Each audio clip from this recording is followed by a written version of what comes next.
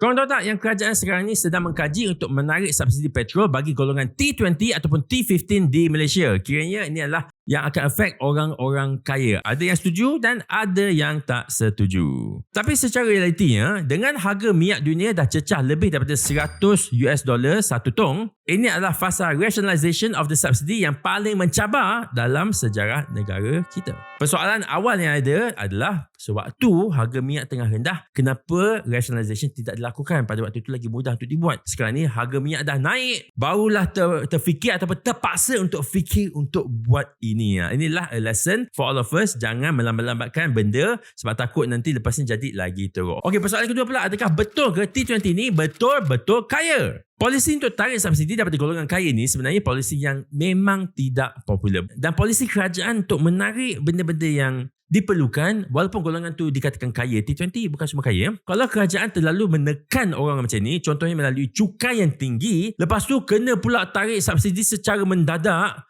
the optics tak akan nampak cantik. Pelabur luar akan tengok, kerajaan boleh tukar polisi suka-suka saja ke?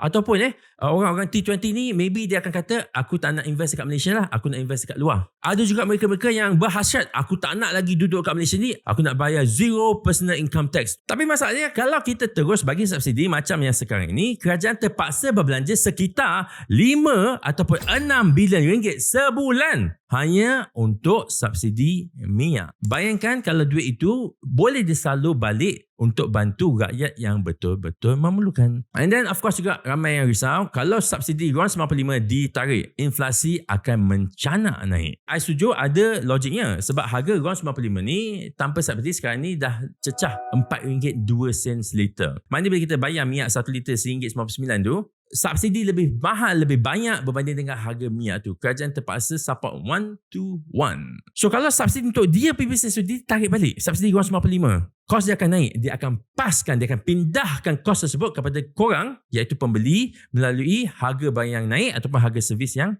naik juga. Tapi bagi I, cabaran yang paling besar untuk kerajaan adalah macam mana diorang nak tentukan the cut-off untuk golongan kaya ni. Siapakah yang kaya sebenarnya ni? Adakah sebab dia bawa kereta mahal? Atau dia pakai handphone iPhone 17 Pro Max 512GB? Tapi yang I kenal tu, pakai handphone tu tidaklah kaya sangat. So kat mana dia pay level?